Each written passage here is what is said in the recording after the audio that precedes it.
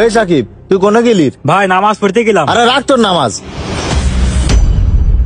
কাজ ফেলে দিয়ে নামাজ পড়তে গেলি? তুই যদি নামাজ পড়তে যাস আমার কাজ করবে কিটা?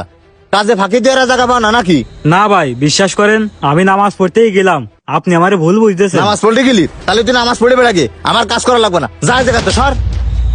এই কি ব্যাপার আলামিন, তুমি ওরে ধাক্কা দিলে কেন? কই ধাক্কা মারিনি তো কাকা, এই রডে বাইতে পড়ে গেছে মনে হয়। রডে বাইতে পড়ে গেছে? আমার দুই চোখ নেই, আমি দেখিনি। তুমি তো ধাক্কা দিয়ে ফেলে দিছো। না কাকা, ধাক্কা দিইনি। এই তুমি চুপ করো। এই সাকিব কি হয়েছে তুমি কও। কিছু হয়নি কাকা, আমার এই তুই চুপ করলি রে। এই সাকিব কি হয়েছে তুমি কও তো। ও কাকা, আমি নামাজ পড়তে গেলাম, তার জন্য মিস্ত্রি ভাই আমার কাজের থেকে বের করে দিচ্ছে। কি নামাজ পড়ার কারণে তোরে কাজের তো বের করে দিচ্ছে? শোনো আলামিন, তুমি জঘন্যতম অন্যায় কাজ করেছো।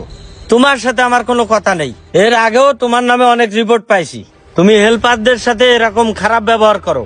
নামাজ পড়ার কারণে তুমি হেল্পারদের কাজে রাখো না।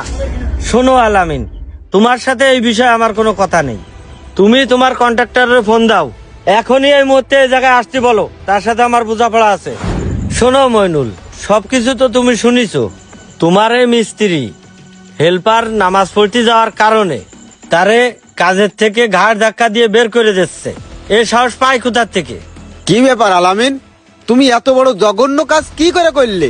না ভাই, আসলে আমি এই তুই চুপ কর, আমি এতক্ষণ কোনো কিছু বলিনি। বিয়াদব, থাবড়ায় তো দাঁত ফেলে দেবো। শোনো মইনুল, তোমারে ডাকার কারণ তোমার এই মিস্ত্রি যে অন্যায় করেছে, তুমি আর কি বিচার করবা, বিচার করে দিয়ে দাও। বিচার তো অবশ্যই করব। আমি এখন ভালোই বুঝতে পারতেছি যে আমার এই মিস্ত্রির সাথে কোনো হেল্পার কেন কাজ করতে চায় না। আলামিন, তুমি যে অন্যায়টা করেছো